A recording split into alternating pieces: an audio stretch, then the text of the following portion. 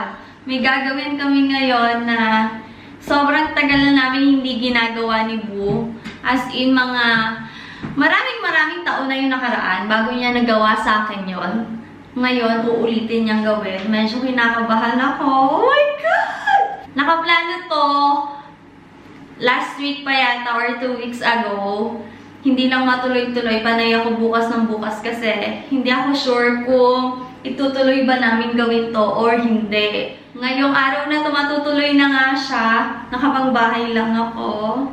And kanina, pinag-isipan ko ba kung itutuloy ko or hindi. Pero, eto na. Eto na talaga. This is it. Tara na. Ready ka na? Narinig nyo yun? May idea na ba kayo? Diyos ko, Lord. Siya, ready na siya ako. Hindi pa. Medyo kinakabahan ako. Ito na siya. Say hi! Gugupitan ako ni Po. Oh my God! Nakapang tulog lang ako. Sabi mo, lalagyan mo ako ng something. Naka-issue. Buhayusin mo yan ah. Ang haba na ng hair ko.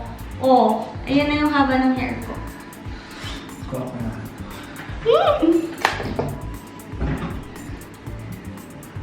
Diba? Ang haba na ng hair ko. Pero yung dulo kasi, sirang-sira na siya. Dahil yung sa color ng buhok. Tapos, mainit na tubig pa yung pinanliligo ko. Kasi syempre, diba, winter dito. So, hot water talaga siya. Ayan, mas lalong nasisira.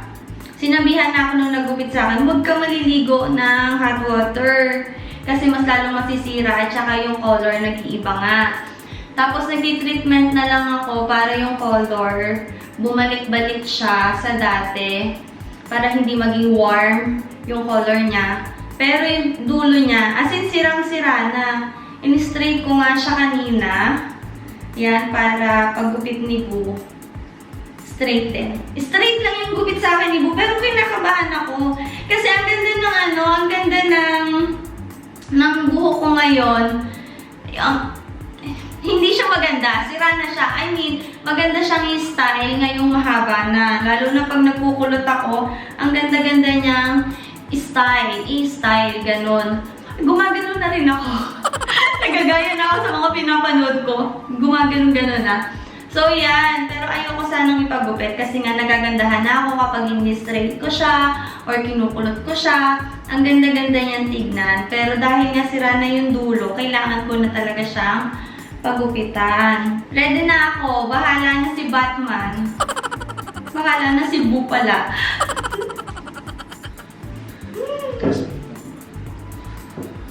Tas mo ba? Ayusin mo, Boo, ah.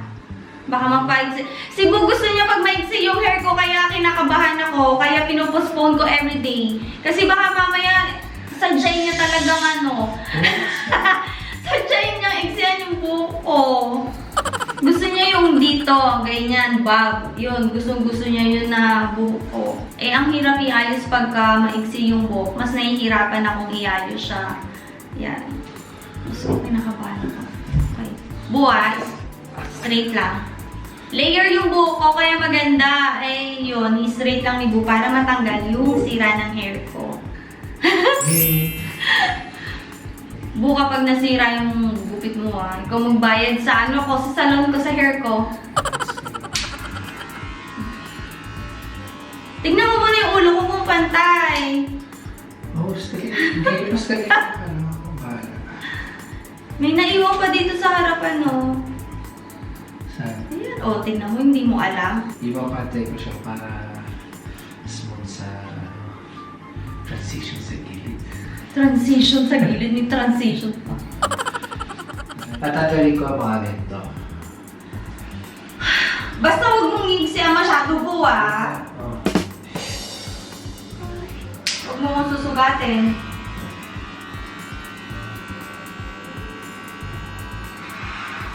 Wow! Feeling ko sigsag yan.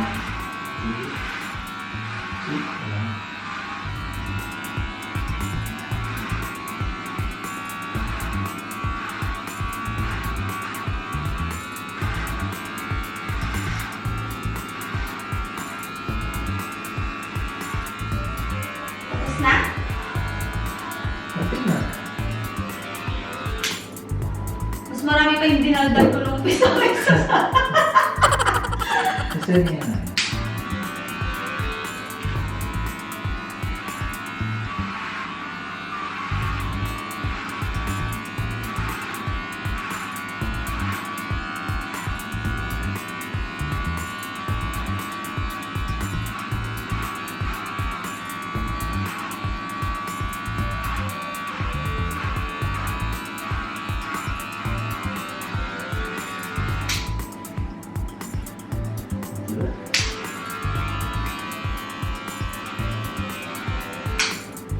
Talaga naman ipagko-concentrate ko dito, todo.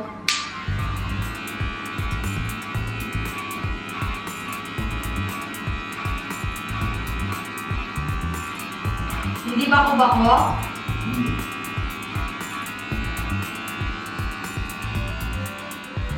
Tapos na, bayad na. Bayan? Ilang kiss po yung kapalit? Tapos na daw. Ganun lang kadali. Inayos niya pa. Mas marami pa akong dinaldal nung pasimula. Hindi pa. Si Bo siya yung nagugupit sa sarili niyang buhok. Tapos yung iba nagpapatrim sa kanya, kaibigan, kapatid niya, ganyan. Si Sean. Fade. Fade ba yung tawag dun sa ginagawa mo? Fading. Oo, gano'n.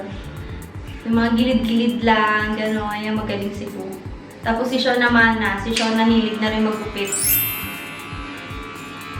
Tapos si Sean, ginugupitan niya rin si Bo. Yung pogi ng taga-gupit ko, di ba? Ano?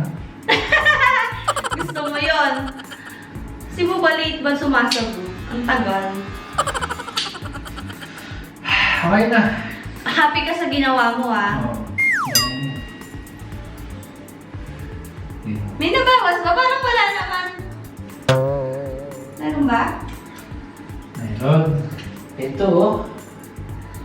Sorry. Oo nga. Ano yan? Oo. Smooth. Daming nabawas. Ito yung nabawas sa buhok ko! Oh, yan yung nabawas sa hair ko. Nasira. Tapalan natin. Yan na siya.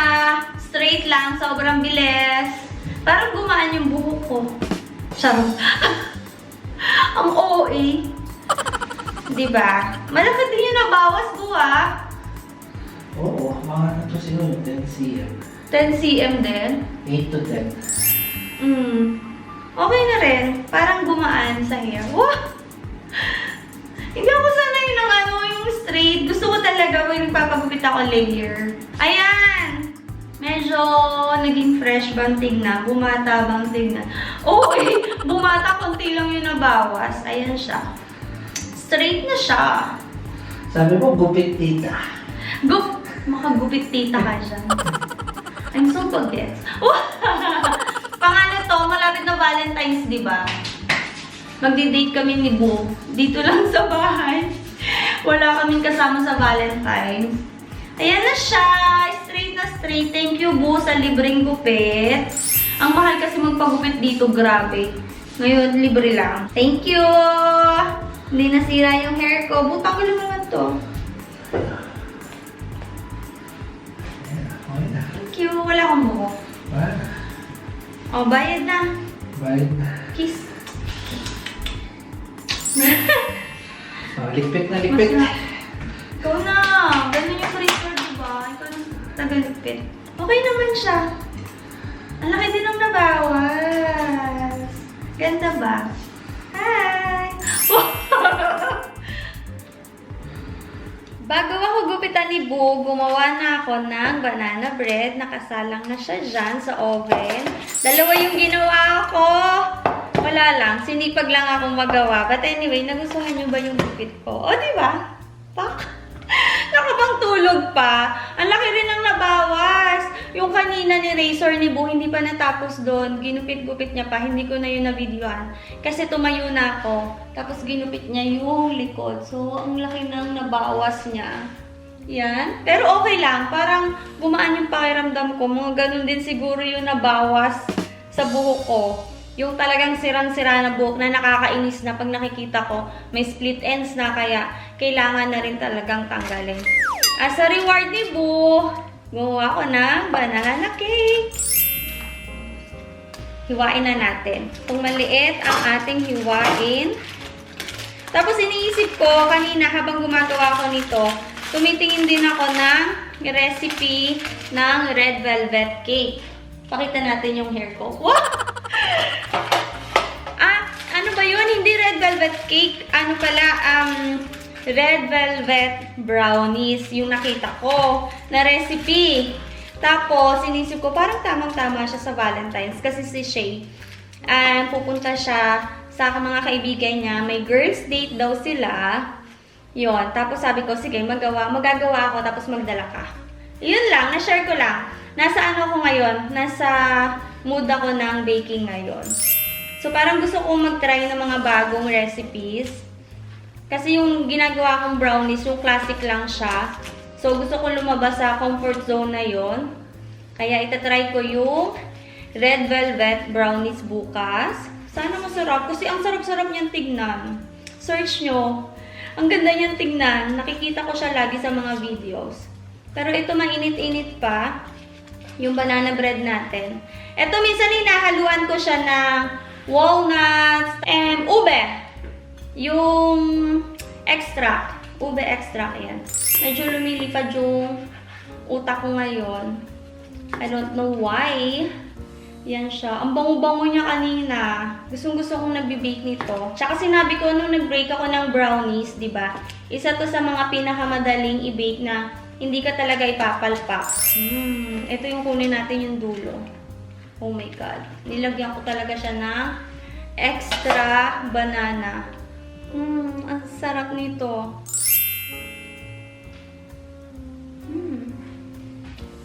Sama?